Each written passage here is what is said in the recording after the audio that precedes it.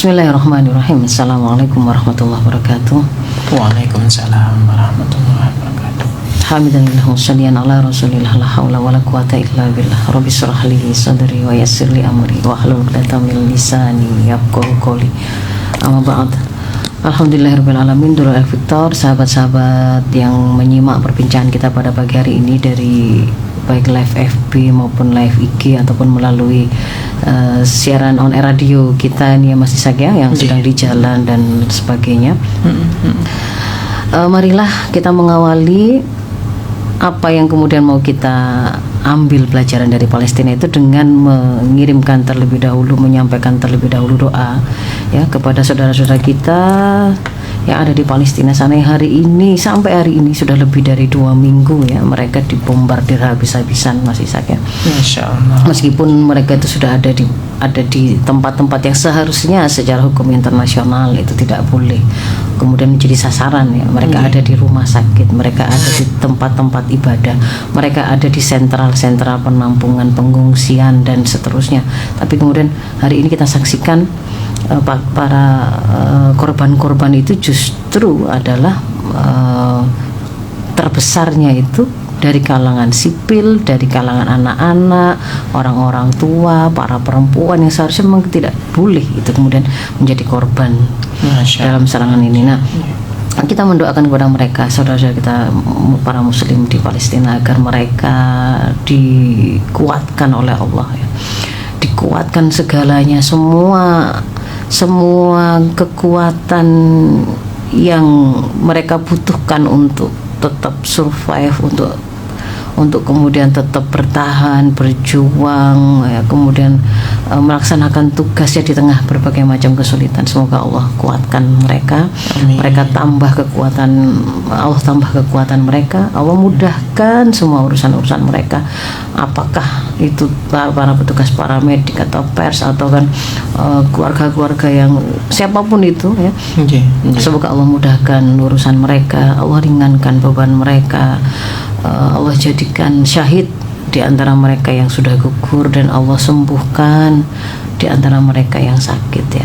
Semoga Allah segera tunaikan janjinya untuk menjadikan bumi Palestina itu ada kembali di pangkuan kaum muslimin dalam keadaan damai ya, yang kemudian juga mengakhiri penindasan dan kekejaman dari Bani Israel, negara Israel itu yang hari ini adalah Zionis yang memang mencaplok wilayah Palestina ya. Jadi semoga Allah memberikan kemenangan segera kepada kaum muslimin. Ya, minimal hari ini itu ada sebuah kesempatan untuk mereka menyelamatkan mereka yang butuh untuk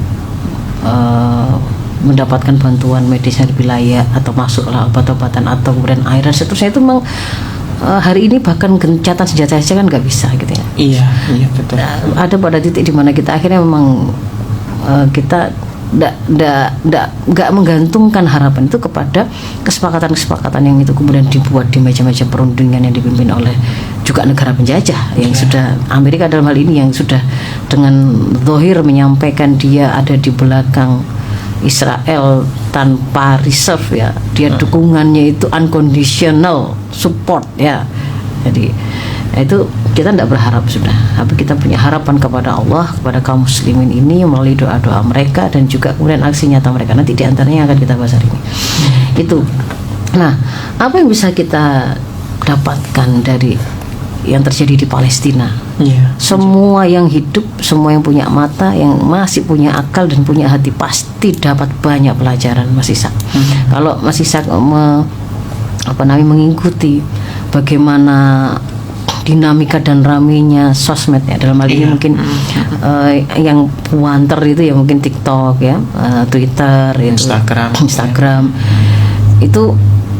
Di sana ada banyak sekali kemudian orang-orang yang dulunya bahkan tidak pernah tertarik dengan Islam, tidak pernah membuka dan membaca Al-Quran baik dari muslim maupun non-muslim gitu ya, yang kemudian merasa tertarik untuk kemudian mencari tahu sebenarnya Islam itu bagaimana, sebenarnya sejarahnya Palestina bagaimana, sebenarnya Al-Quran itu seperti apa. Itu kemudian mereka terdorong untuk melakukannya. Itu kenapa ya? Karena memang mereka juga dapat sesuatu dari Palestina itu. Ada yang kemudian yang yang bergerak untuk kemudian mencari tahu tentang Islam itu karena melihat kehebatan daya tahan kaum muslimin Palestina. Ada yang dari sisi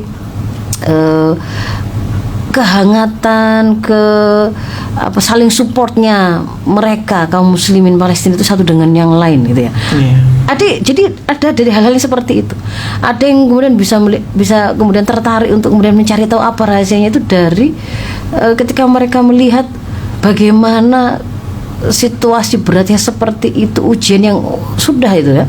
Mungkin kalau di dunia barat orang-orang sekuler yang tidak punya Allah itu ya tidak nunggu lama untuk membuat mereka jadi gila atau kemudian buat mereka lebih memilih bunuh diri dan seterusnya. Tapi apa yang kemudian mereka saksikan dari kaum muslimin Palestina itu, ini sudah mereka alami 75 tahun. Gitu bukan hanya 1 tahun, 2 tahun. Bukan hanya 1-2 tahun, bukan hanya sejak 7 Oktober kemarin atau sejak 8 Oktober sebagai serangan balasannya, enggak. Tapi mereka bisa melihat apa gitu ya. Nah, jadi yang pertama kita melihat yang sangat nyata itu adalah bagaimana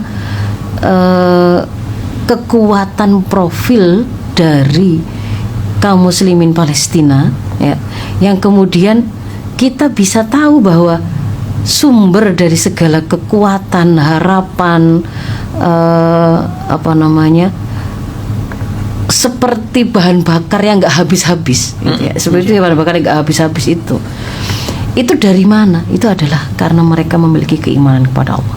Kenapa sampai selama 75 tahun dengan berbagai macam serangan brutal, blokade, rekayasa, di pemutarbalikan fakta dan seterusnya, mereka kok tetap eksis. Jumlah penduduknya itu sebenarnya itu kan di situ itu kan seperti penjara terbuka terbesar di dunia. Sangat padat penduduknya, 2 jutaan, separuhnya itu anak-anak.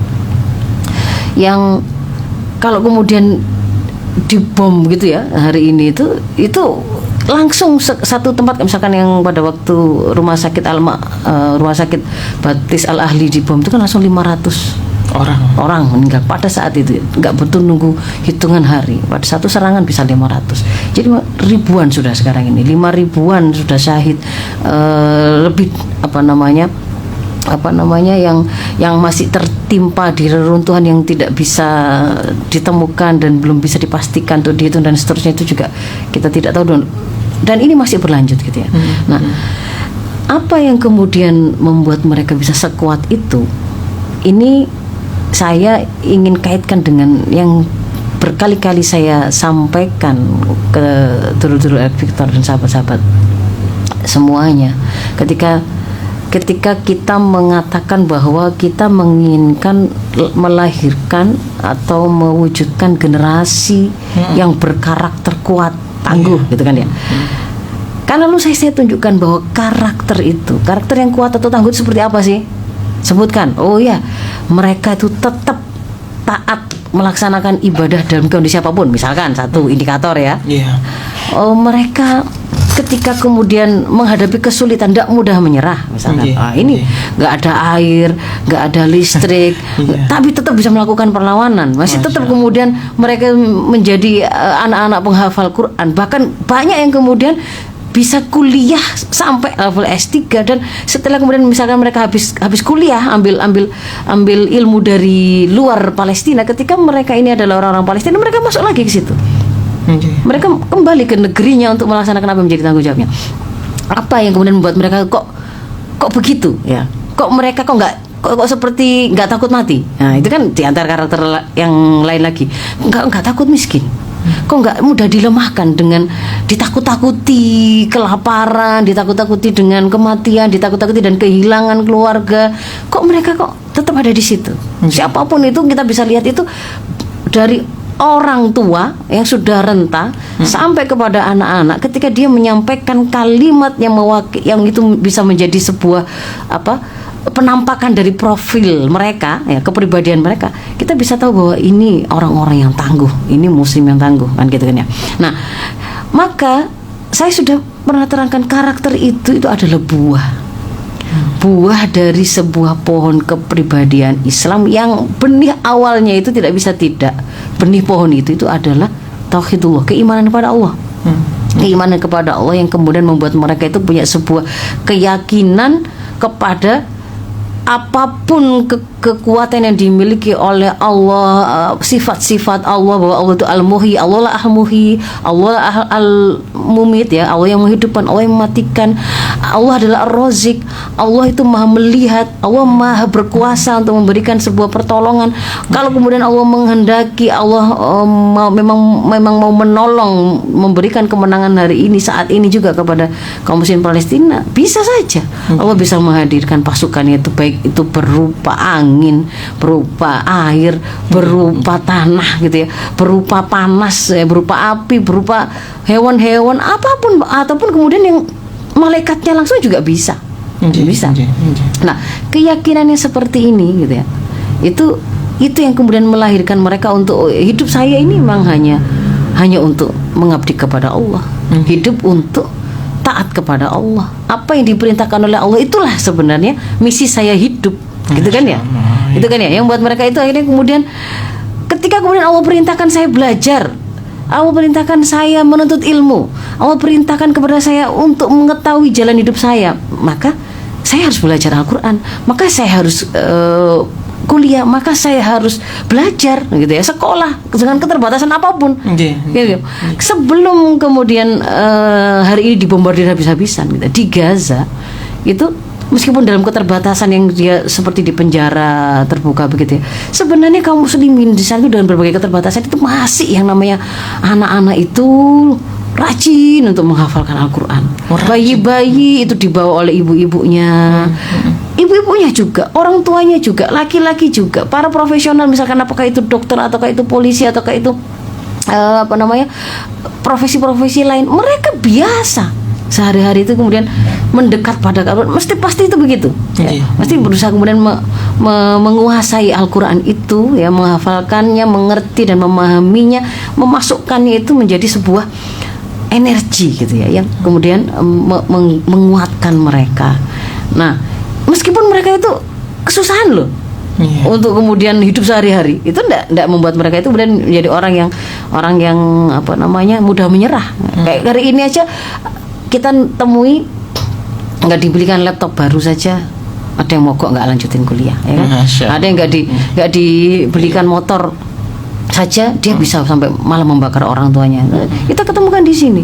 Ada anak cuma dikasih dia itu bawa mobil mewah punyanya orang tuanya saja, itu sudah membuat dia itu jadi orang yang sombong, bahkan membuat dia itu berani mendolimi orang lain, menganggap mereka nggak layak nyawanya untuk dihargai dan seterusnya. Itu sesuatu yang jauh gitu kan, jauh. Itu ini karakter yang kemudian kita temui hari ini pada sebagian generasi kita.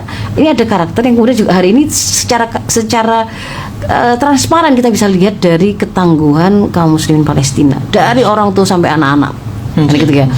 Bahkan ketika anak itu baru bisa bicara umur 3 tahun pun gitu ya, ketika kemudian ditanya tentang apakah kamu takut, apakah itu ayahmu di mana, dia syahid, dia meskipun ada ungkapan ada ungkapan dari matanya yang kemudian tiba-tiba meremang ya, dia sedih, dia kangen, ya wajar, namanya manusiawi. Tetapi ketika kalimat itu kan alhamdulillah enggak kangen, tapi sebenarnya kan ekspresi lain bisa kita lihat ya.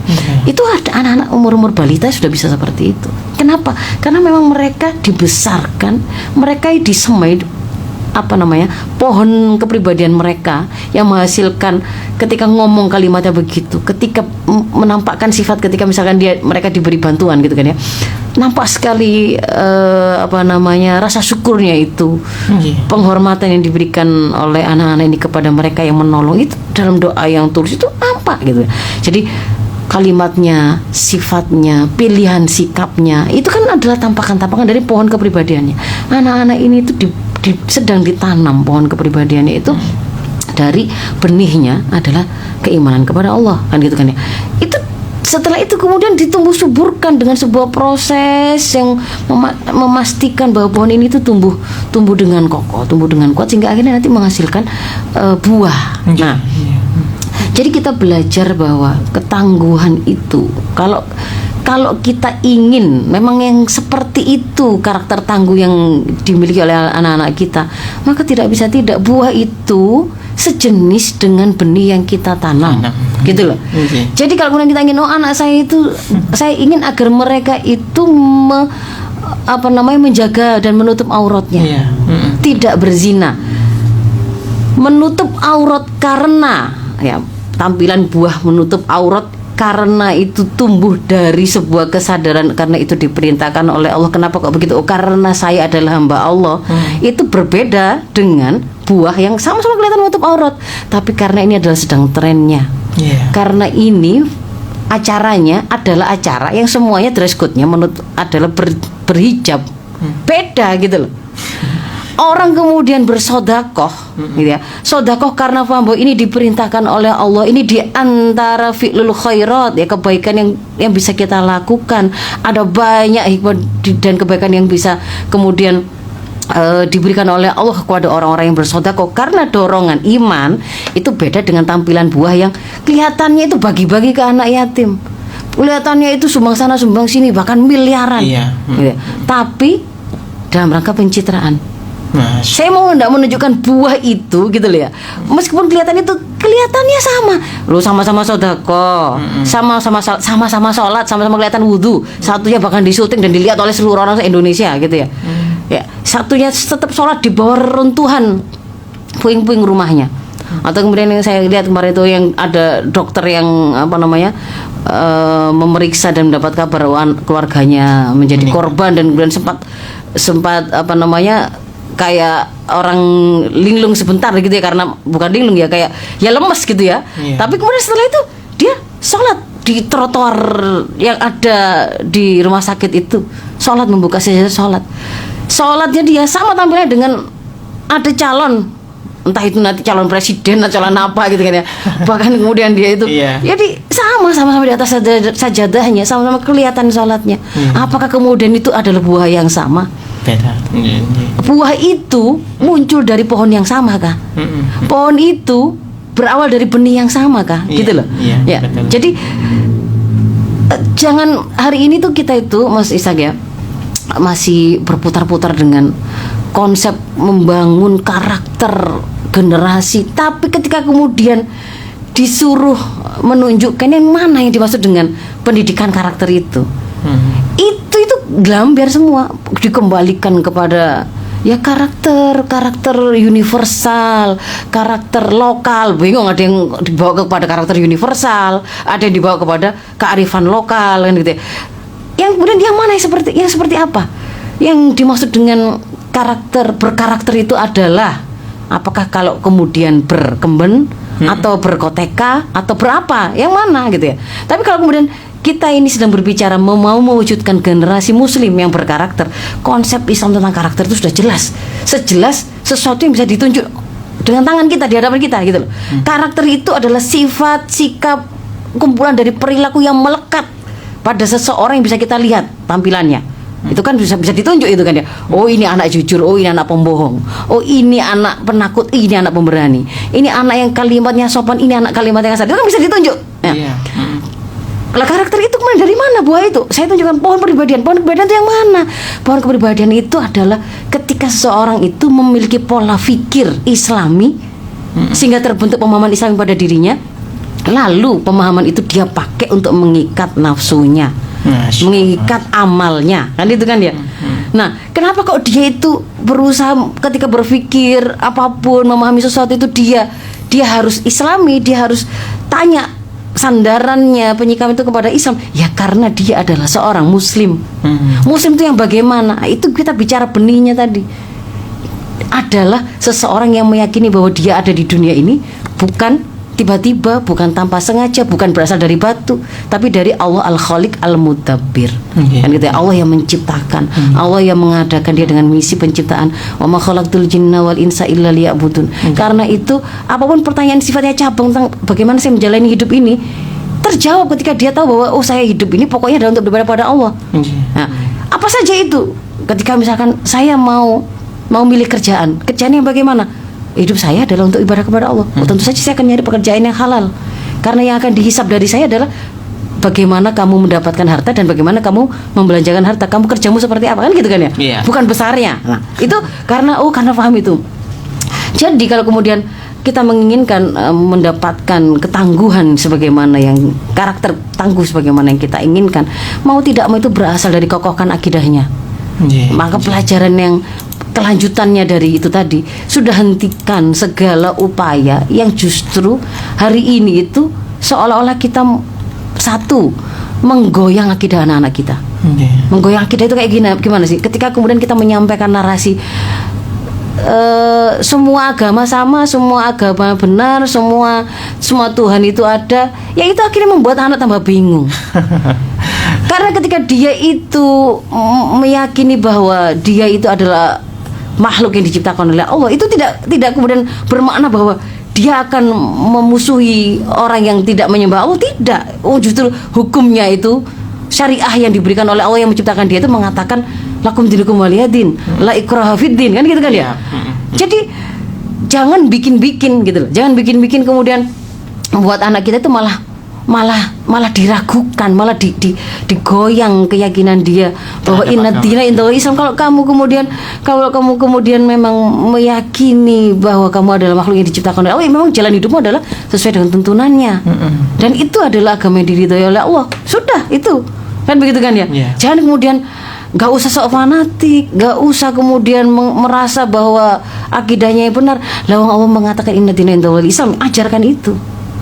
Kalau kemudian bagaimana dia bisa yakin, bagaimana dia kemudian bisa mengambilnya. Seseorang itu kalau tidak meyakini tentang sesuatu, dia nggak akan mungkin mengambilnya dan mengamalkannya, kan itu kan ya. Jadi itu yang pertama, jangan robohkan kepribadian anak kita itu dengan hal-hal yang ternyata kita malah merobohkan fondasi awalnya. Bahkan benihnya pun nggak kita tanam.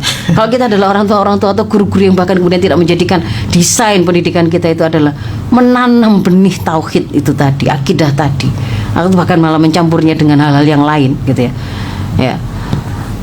Antara ateis dengan bertuhan kok dijadikan sama, ya nggak bisa gitu ya, nggak bisa.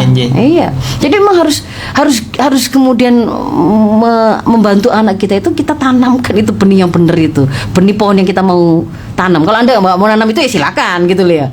Tapi kalau Anda Muslim, ada kewajiban untuk menanam benih kepribadian Islam tadi itu kepada anak-anak kita. Itu kan kewajiban. Ya kan, bahwa setiap bayi yang lahir itu lahir dalam keadaan vital, orang tuanya yang kemudian akan membuatnya jadi Majusi kah, Yahudi kah, Nasrani kah, ataukah jadi Muslim kah, itu orang tuanya. Jadi memang ada kewajiban di situ. Kalau menanam pohon kepribadian anak, ya tanamlah pohon kepribadian Islam, bukan pohon kepribadian yang lain-lain gitu loh ya. Itu berasal dari akidah. Lalu hentikan juga upaya kita untuk menggoyang dan melemahkan kepribadian anak-anak kita itu dengan menyerang jalan hidup benar yang akan menuntun mereka. Ya, syariah Islam itu kan jalan hidup yang akan menuntun mereka. Jangan kemudian justru kita putus keimanan yang dimiliki oleh anak-anak kita itu dengan syariah yang harusnya mereka terapkan. Ya Muslim ya nggak apa-apa, Muslim, kita itu Muslim, tapi jangan fanatik-fanatik ya. Fanatik itu maksudnya gimana? Sholat 5 waktu itu termasuk fanatik gitu. Ada orang lah, saya pernah ketemu real itu seperti itu gitu ya. Ada ya, loh kok kan ada teman begitu kan, kok nggak kelihatan sholat, padahal waktu itu SMA gitu ya. Kelihatan kan, kita pasti sholat itu melewati masa zuhur, masa asar gitu. Kok nggak kelihatan sholat?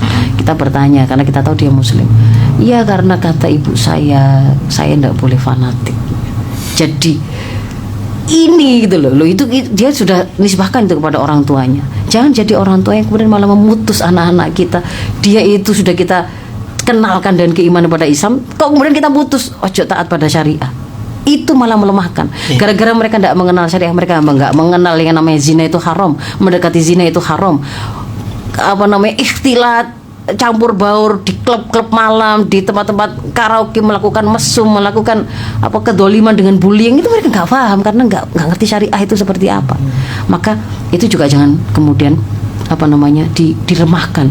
Jangan kemudian digambarkan mereka yang mendekat kepada Islam itu kemudian diradikal-radikalkan, diteroriskan. Nah, itu pertanyaan pertama tentang ketangguhan. Yang kedua, kita juga melihat bahwa dari keimanan yang dimiliki ini tadi itu kan kita bisa menemukan dan mendapatkan satu kekuatan yang itu melampaui kekuatan atau motivasi apapun yang lain. Jadi kalau memang realnya di dunia ini itu kekuatan itu atau motivasi seorang itu melakukan sesuatu itu ada kuah madiyah. Misalkan ada anak SMA, anak sekolah begitu ya, yang merasa badannya besar dengan ketika berhadapan dengan anak yang badannya lebih kecil, mungkin yang besar itu kemudian merasa berani tawuran atau berani berkelahi karena merasa badan saya lebih besar, pasti saya bisa menang lah. Itu namanya kuah madi ya. Motivasi yang sifatnya fisik karena dia merasa ada kekuatan yang sifatnya fisik. Sama juga dengan Israel hari ini gitu ya. Dia merasa saya lebih kuat, persenjataan saya lebih kokoh. Ini habis ini ada bantuan dari Amerika, sudah OTW. Saya akan melakukan penyerangan darat menunggu gitu kan. Backup dari Amerika loh. Jadi dia itu merasa bergeraknya dia kekuatannya, sumber kekuatan itu adalah kuah madiyah. Ada juga yang bukan karena kekuatan materi tapi ada kuah ruhi. Kuah sebelum ruhi itu adalah kuah maknawiyah ya. Ada nilai-nilai tertentu yang kemudian membuat orang itu ingin berjuang. Misalkan pernah dengar kalau konsep di Cina, di Jepang, bahwa membela leluhur itu sesuatu yang sangat mulia gitu kan ya, wajib ya. Nah, jadi itu nggak ruhi itu, tapi itu maknawi gitu ya. Saya nggak ingin dikenal sebagai orang yang pengecut, saya orang yang pemberani. Itu maknawi. Ada yang kemudian bergerak karena itu bukan nyari uang, bukan karena merasa dia punya kekuatan materi, tapi dia bergerak juga. Ada yang kemudian yang ketiga itu adalah bergerak karena kuah ruhi. Ruhi itu apa? Dorongan idroksilah billah, kesadaran akan hubungan dia dengan Allah. Nah, seorang muslim itu kan iman itu kan idroksilah billah ini kan. Kenapa kemudian saya harus tetap bertahan untuk berjuang melawan penjajahan ini dan mempertahankan tanah air saya, tempat tinggal saya, hak milik saya ini? Ya karena Allah memerintahkan. Karena itu hak saya. Karena kaum muslim di Palestina itu memang ditakdirkan lahir di situ, itu memang untuk menjadi penjaga pertama, garda terdepan dalam menjaga Aqsa, kemuliaan Al-Aqsa. Jadi mereka kemudian ketika kemudian karena dorongan kesadaran hubungan dia dengan Allah yang memerintahkan itu, Allah yang membalasnya, Allah yang kemudian menjanjikan berbagai kemuliaan ketika mereka syahid, ketika kemudian mereka itu melaksanakan aktivitas jihad, ketika mereka melakukan perjuangan, ketika mereka mendidik anak-anak mereka itu menjadi anak-anak yang nggak takut dengan penjajah sekecil apapun mereka. Karena Allah, maka itu akan menghasilkan satu kekuatan yang sangat dahsyat. Kita bisa lihat itu dari Palestina kan? Ya kan? Kalau Indonesia kita pernah ketemu bawa senjata bambu runcing. Sebenarnya kan dorongan itu kan dorongan jihad, gitu. Dorongan jihad itu adalah apa? Kuah ruhi, motivasi ruhi ya. Karena Allah memerintahkan, kita tidak boleh menyerah begitu saja, gitu kan ya. Nah, kaum muslimin Palestina juga kita bisa melihat kuah ruhi itu membuat mereka itu bahkan melampaui semua kekuatan yang ada. Si Israel yang dia punya persenjataan lengkap, teknologi yang paling bagus, paling canggih, didukung oleh negara hari ini dikatakan sebagai adidaya terbesar. Mereka takut mati, ya kan? Kenapa kok mereka nggak segera nyerbu ke darat, tapi mainnya kan udara terus? Karena mereka tidak berani gitu. Mereka tidak berani berhadapan. Yang satu itu nyari mati, kematian itu adalah sebuah kesyahidan itu dan beragam kemuliaan, mereka tidak takut mati. Kalaupun kemudian mereka maju, Allah gak kehendaki mati, Allah kan al-muhyi al-mumit gitu loh. Hidup dengan mulia, mati dengan syahid, keduanya mulia. Nggak ada lah, orang nggak takut mati kan ya, berhadapan dengan orang takut mati nggak bisa, nggak level gitu, nggak level. Termasuk juga akhirnya tampilan akhlaknya ya, kita bisa lihat yang kemarin. Orang yang kemudian ketakutan, panik, akhirnya kemudian melakukan banyak hal yang menunjukkan kelemahan dan kehinaan diri mereka.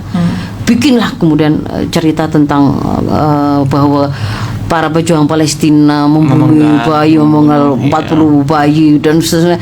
Tapi langsung terpatahkan dengan misalkan kemarin ya, ada bukti nyata ketika Hamas melepas 2 sandera penduduk lansia ya. 85 tahun tidak mungkin berbohong.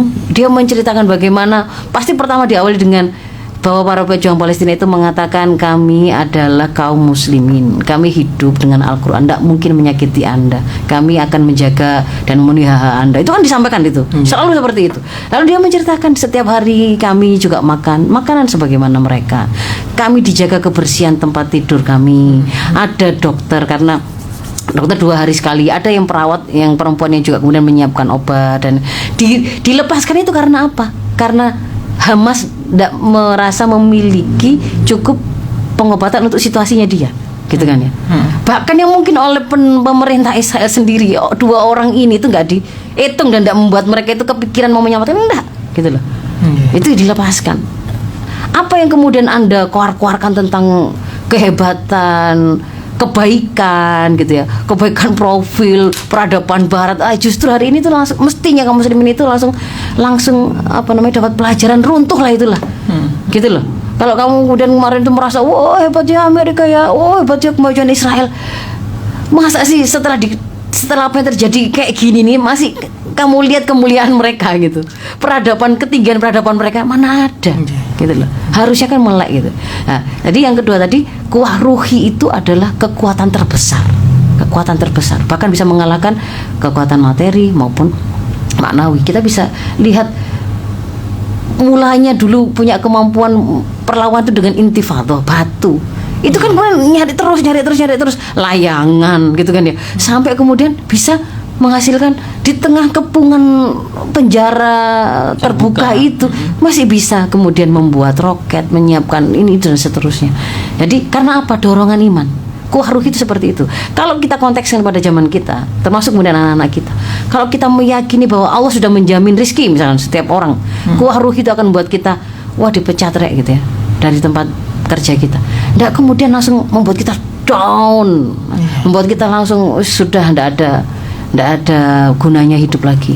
Atau yang kemudian beberapa kasus mahasiswa yang kemarin mati bunuh diri itu ya, karena kemudian dia kesulitan mengerjakan tugas. Kalau kemudian kalau kita itu punya kuah ruhi, ini itu adalah diperintahkan menuntut ilmu itu oleh Allah, diperintahkan, ini kewajiban. Sampai level mana ya, ikhtiar saja yang terbaik, tugasmu hanya taat, nggak diberi beban melampaui apa yang jadi kewajibanmu, gitu loh ya. Maka itu kemudian saya jadi anak yatim, saya akan berusaha nyari kan, ya apa caranya tetap masih nggak bisa sekolah di tempat yang mungkin harus membayar, saya nyari jalan untuk tetap pinter lah saya ini, supaya tetap cerdas lah saya tetap bisa mengetahui mana benar mana salah, mana baik buruk, saya punya skill kan, itu kan buat dia bergerak. Kuah ruhi gitu ya, dahsyat. Jadi dia bisa mengalahkan kekuatan materi maupun yang lain. Lalu yang ketiga, apa yang terjadi di Palestina itu mengungkapkan kepada kita akan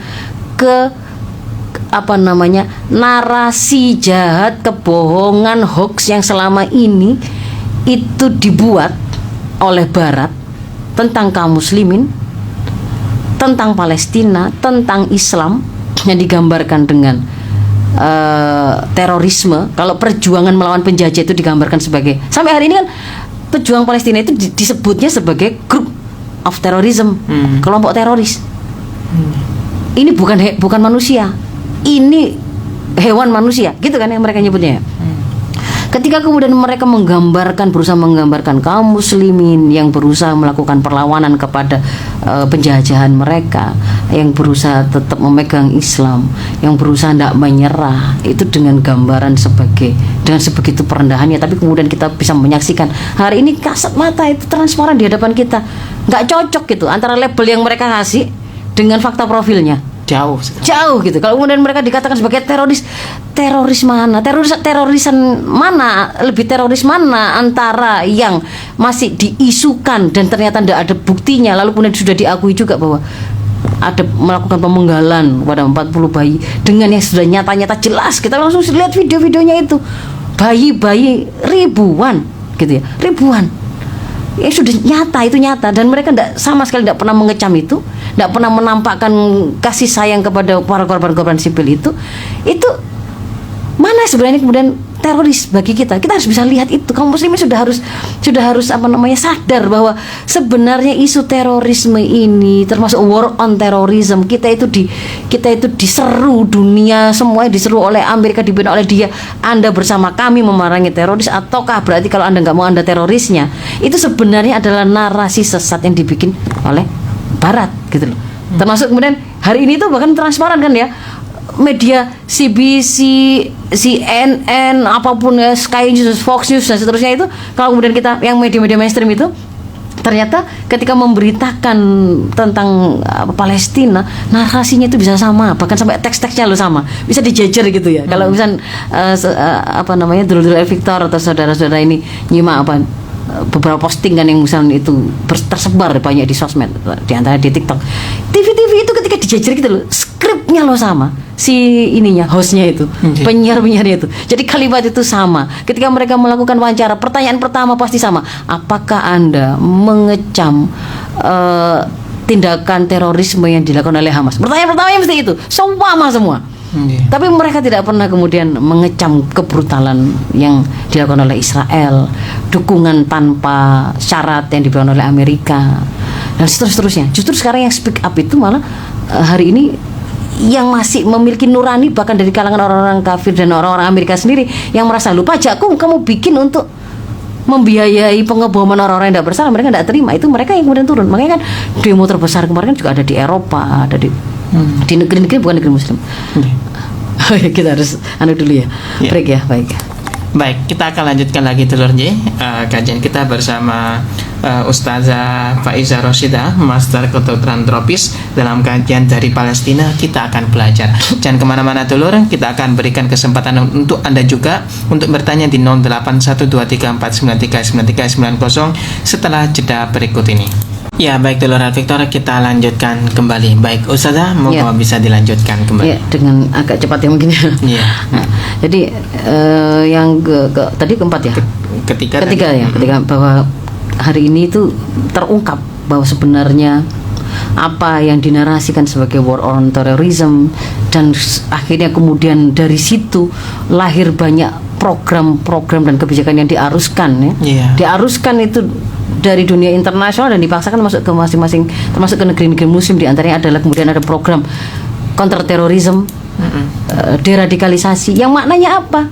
Yang bahwa yang tadinya itu digambarkan bahwa Islam sebagai teror tadi, kalau itu tesisnya itu kan sudah runtuh, itu tidak ada itu adalah justru sebuah fabricated terrorism bikinan gitu loh, ya kan? Mereka itulah orang-orang yang menciptakan teror itu sendiri, tapi itu dijual ke tengah-tengah kaum muslimin untuk apa? Untuk membuat kemudian kaum muslimin dibikin merasa takut, merasa bersalah kalau mereka itu kemudian berpegang teguh kepada agamanya.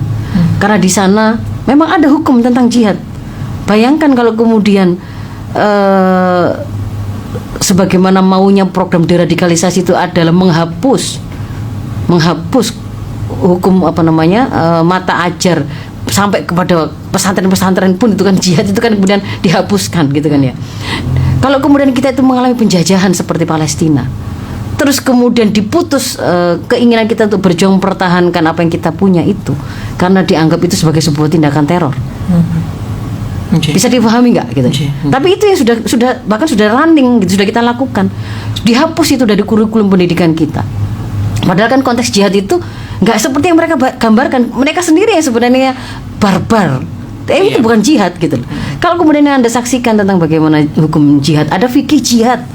Fikih jihad itu tidak membolehkan yang namanya menyerang tempat-tempat ibadah, menyerang fasilitas-fasilitas publik, tempat minum, listrik, kemudian kebutuhan fasilitas kebutuhan publik nggak boleh gitu ya. Rumah sakit nggak boleh, sipil nggak bersalah, anak-anak, perempuan, orang tua nggak boleh itu, mereka itu jadi korban. Bahkan hewan ternak yang kemudian disengaja di situ memang sentral untuk pusat makanannya itu peternakan misalnya begitu, kan nggak boleh kan gitu kan ya. Nah, tapi yang melakukan kejahatan kayak begitu siapa?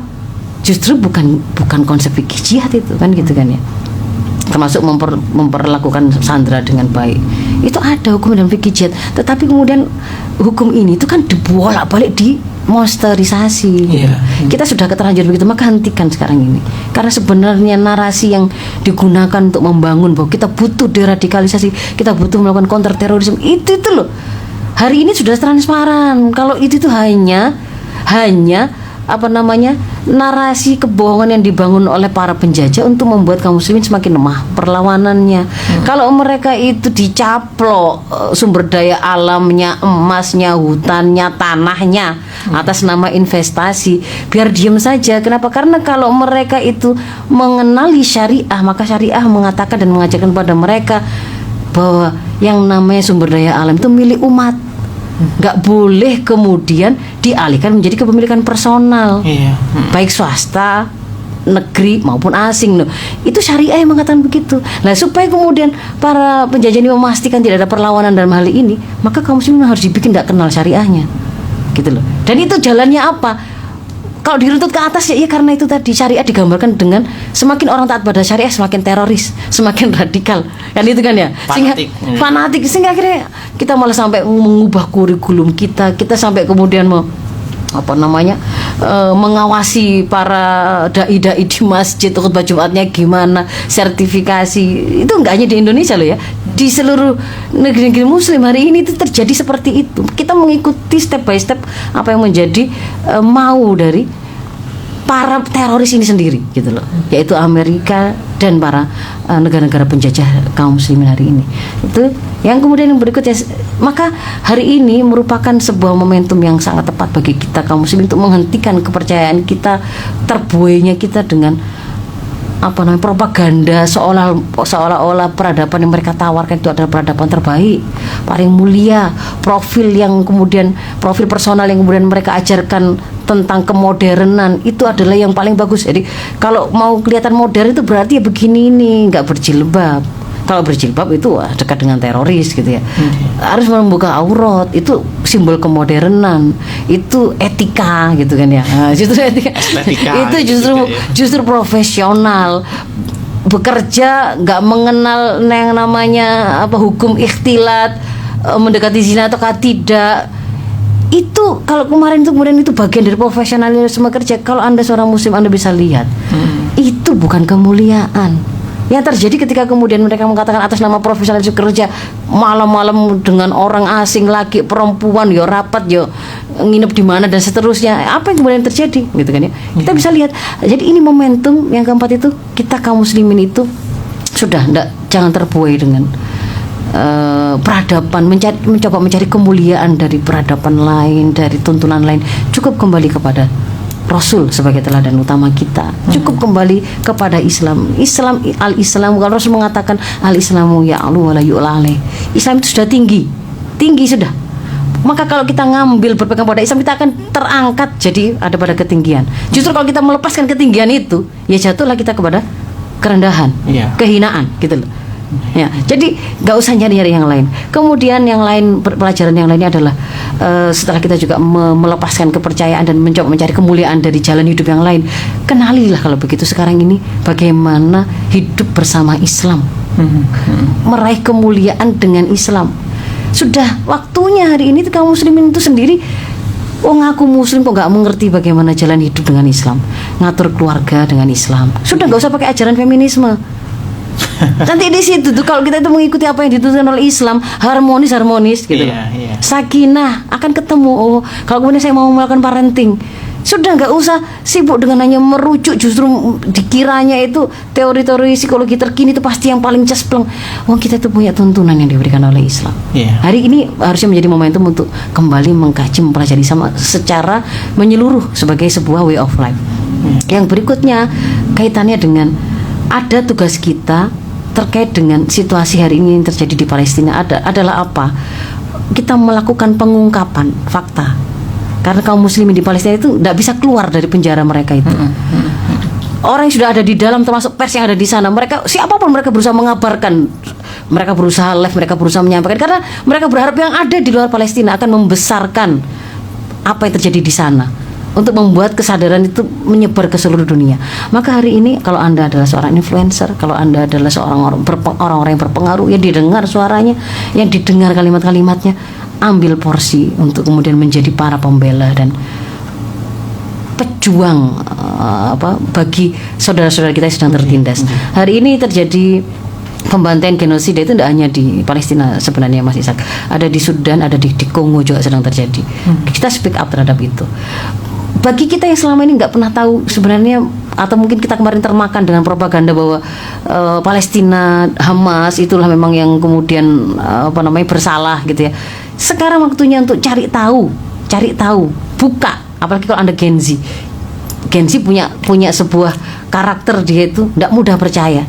Dan dia punya kemampuan untuk mencari sumber itu dan menggunakan kemajuan teknologi jauh melampaui daripada orang-orang tua, kakek nenek mereka yang mungkin hari ini jadi pejabat-pejabat yang sedang membuat kebijakan di tengah-tengah kehidupan kita. Maka silakan kamu cari gitu ya, cari sumber-sumber yang terpercaya langsung untuk kemudian mendapatkan apa sih sebenarnya yang terjadi di Palestina, supaya tidak mudah dibohongi, tidak mudah dibodohi. Kemudian yang terakhir ya, kita juga bukan terakhir ya, dua ya. yang berikutnya adalah kita menyaksikan peristiwa di Palestina itu juga mau menyaksikan kepada kita bahwa umat ini masih hidup, Mas Isa. Umat ini tuh masih hidup, perasaan mereka masih memiliki ukhuwah Islamiyah meskipun mereka sedang dikerat-kerat dalam berbagai macam nation ya. Tapi mereka itu karena dorongan iman dan dorongan kayak kesadaran bahwa nilai kemanusiaan itu lebih tinggi daripada materi, daripada slogan-slogan semu nasionalisme. Mereka bisa tahu gitu loh. Mereka masih hidup. Mereka menyuarakannya. Umatnya masih seperti itu. Tetapi kemudian kok masih terjadi pembantaian itu terus-menerus, padahal di sekitarnya itu adalah negeri-negeri muslim yang lain. Karena ternyata ada sisi umat, ada sisi penguasanya. Kita bisa membaca dengan jelas pada situasi di Palestina itu suatu fakta yang menunjukkan bahwa antara pemimpinnya dengan rakyatnya itu ternyata terputus sebenarnya. Gitu loh. Kaum muslimin hari ini tuh umatnya tuh menginginkan, ya harusnya kamu membantu. Kamu yang saya serai urusan untuk ngurusi kami, kita juga punya pasukan, kita juga punya yang namanya obat-obatan untuk dikirim, kita punya macam-macam ya, makanan dan seterusnya. Kami ingin membantu. Harusnya kan kemudian kamu berusaha untuk berjuang, pemimpinnya yang diminta begitu. Tetapi mereka bahkan untuk mengatakan ya saya buka gerbang ini, itu saja mereka tidak sanggup gitu loh ya. Atau apalagi kemudian menyampaikan ancaman, kemudian melakukan perlawanan sebagai sebuah suara resmi dari pemimpinnya negeri Islam, itu ternyata tidak. Jadi kita bisa melihat ada keterputusan antara perasaan yang dimiliki oleh rakyatnya dengan penguasanya begitu ya. Nah, yang terakhir adalah kita sertakan terus bahwa Allah itu menjadikan peristiwa ini, bahkan orang-orang Palestina sendiri itu sudah sadar gitu ya, bahwa apa yang mereka alami, mereka paham bahwa memang Allah menjadikan hidup mereka itu bagian dari sebuah fakta yang digunakan untuk membangkitkan kesadaran, kebangkitan dari seluruh kaum muslim seluruh dunia. Cuman ada statement yang juga disampaikan, cuman kami memang nggak mengira sampai selevel apa, kira-kira kayak gimana levelnya yang untuk kemudian membuat dunia luar ini bangkit kembali, kaum muslim dari tidurnya itu bangun lagi itu loh. Mereka menerima kok bahwa memang mereka terlahir di situ, memang harus membela itu. Bisa jadi memang mereka akan menghadapi situasi sulit, jangan kan mereka tidak terbayang bagaimana. Tetapi mereka siap.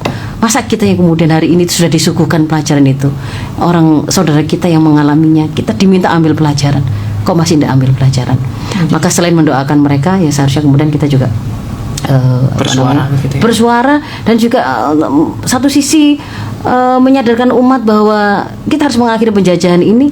Kalau memang kemudian penguasa-penguasa itu kemudian tidak menginginkan kita itu taat kepada syariah, kita harus melakukan koreksi kepada mereka, gitu ya. Saya kira itu dulu, Mas Ishak. Mohon maaf. Baik. Masih ada kesempatan? Ada 1 menit, Ustaz.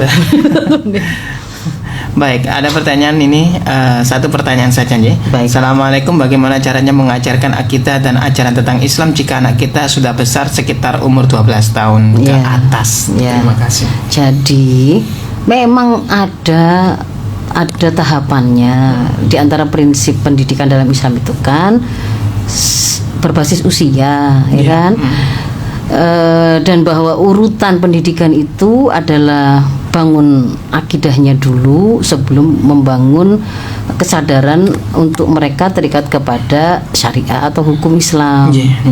Dan itu dilakukan sejak kapan? Itu bahkan sejak sebelum mereka lahir, bahkan sejak proses pernikahan yang dilakukan orang tuanya. Artinya apa? Kalau bertanyanya itu 12 tahun ya memang harus kita akui ada sebuah keterlambatan, memang ada sebuah pengabaian berarti yang sudah kita lewatkan. Ada masa yang sebenarnya itu menjadi momentumnya memang sudah kita lewatkan. Maka statusnya pasti itu adalah sebuah pengejaran, ya kan? Mengejarkan apa yang tertinggal yang kemarin tidak kita bangun. Ya tentu saja berbeda dengan ketika sesuatu itu dibangun sesuai dengan urutannya. Kalau urutannya itu, kalau memang kita itu membangun misalkan bangunan gedung itu sesuai dengan urutannya, ya memang akan kokoh, akan mudah melakukannya. Kayak bangun rumah itu kan ya fondasi dulu, gak mungkin kalau sudah kadung temboknya, kadung atapnya, kemudian ini nggak kuat, kokoh fondasinya. Memang di situ ada sebuah hal yang akhirnya harus kita bayar gitu loh. Tetapi saya ingin memberikan sebuah penekanan bahwa apapun kebaikan itu, sekalipun kemudian dia itu terlambat kita ketahui, kalau itu adalah sebuah kesadaran akan kebaikan, tidak ada yang perlu disesali, tetap ternilai sebagai sebuah kebaikan. Tinggal mendekat saja kepada kebaikan itu dan berusaha untuk melakukannya. Jadi kalau misalkan realnya, pertanyaan kan bagaimana saya mengajarkan akidah kepada anak yang sudah kadung 12 tahun. Pertama, ibu, kalau kita sadar bahwa kemarin kita sudah melakukan kesalahan, ya sudah taubatan nasuha. Harus sadari bahwa kemarin itu ada kesalahan yang kami lakukan. Kok sampai 12 tahun saya baru kepikiran membangun akidah? Maka saya harus taubatan nasuha. Saya meminta ampun kepada Allah, karena ini juga ada kaitannya dengan haknya anak. Saya harus meminta maaf kepada anak, mengakui kesalahan saya, dan bagaimana kemudian saya akan memperbaikinya. Karena termasuk taubatan nasuha itu menghentikan kesalahan itu seketika dan kemudian tidak akan melakukannya kembali di masa yang akan datang. Dan kalau itu berkaitan dengan hak Adam, maka kita minta ridhonya, gitu kan ya. Nah, lalu yang kedua, kita nggak akan bisa mengajarkan kepada anak kita tentang bagaimana mengokohkan iman kalau kita sendiri tidak kokoh imannya. Kita tidak bisa mengajarkan kepada anak kita jangan takut mati kalau kita itu takut mati. Jangan takut miskin kalau kita takut miskin, nggak bisa. Maka artinya apa? Sebelum mengajari pasti kita harus belajar dulu. Nah, ada nggak itu list jadwal kita berusaha mengenali Islam itu secara menyeluruh. Nah, mengenali Islam itu akidah dan syariah, gitu loh. Dan nanti kemudian di dalam syariah itu ada akhlak-akhlak, penjelasan tentang akhlak, ada hukum-hukum dan seterusnya. Pahami itu, pelajari itu. Dan itu harus dialokasikan waktunya secara khusus. Tidak boleh ada keluarga muslim dalam 24 jam yang dia miliki, dia tidak melakukan alokasi untuk memahami jalan hidupnya. Itu tidak masuk akal. Gitu ya. Jadi yang kedua langkahnya itu adalah kita ngaji dulu sebelum kita itu ngajari anak ngaji. Ya, belajar dulu. Yang terakhir baru nanti sifatnya akan ibu tahu bagaimana langkah-langkahnya itu ketika ibu akan mendekat gitu ya. Oh, kita bertanya bagaimana sih Islam kemudian mengajarkan tentang cara mendidik. Di situ akan ketemu langkah-langkahnya. Tapi nggak bisa dibahas hari ini. Mohon maaf sekali ini saya sudah dikode-kode untuk mengakhiri ya, sahabat karena waktunya juga terbatas begitu ya. Baik. Saya mohon maaf. Afu minkum ihdinas siratal mustaqim. Assalamualaikum warahmatullahi wabarakatuh.